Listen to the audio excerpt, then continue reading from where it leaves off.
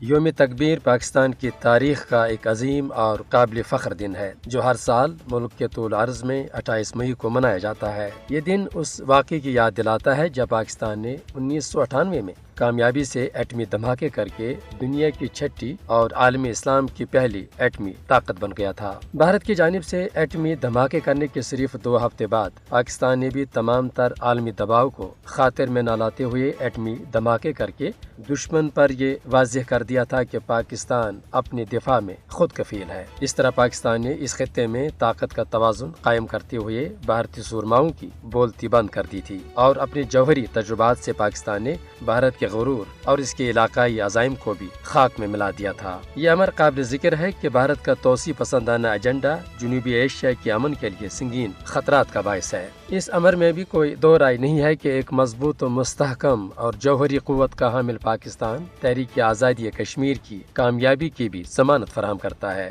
ہر سال 28 مئی کو یوم تکبیر کے موقع پر پاکستان اپنی خود مختاری اور سالمیت کے دفاع کے لیے اپنے غیر متزلزل عزم کا اعادہ کرتا ہے۔ بلا شبہ 28 مئی 1998 میں جس طرح پاکستان نے بھارت کی جوہری مہم جوئی کا جواب دیا تھا وہ ناقابل فراموش ہے۔ یوم تکبیر بھارت سمیت تمام پاکستان دشمن قوتوں کے لیے یہ پیغام ہے کہ پاکستان کی طرف کبھی میلی آنکھ سے نہ دیکھنا۔ حالیہ پاک بھارت محدود جنگ کے دوران بھی پاکستان نے دشمن کے خلاف ہر محاذ پر کامیابی حاصل کر کے اس خطے میں بھارت کی بالادستی کے خواب کو مٹی میں ملا دیا ہے۔ یوم تکبیر مناتے ہوئے آج پوری قوم اس عزم کا اعادہ کرتی ہے کہ ہم نہ صرف ایک ذمہ دار اور جرأت مند ایٹمی طاقت ہیں بلکہ ہم دشمن کے ہر مذموم عزائم کو خاک میں ملانے کے لیے بھی بنیان و مرصوص کی صورت میں ہم وقت تیار بھی ہے۔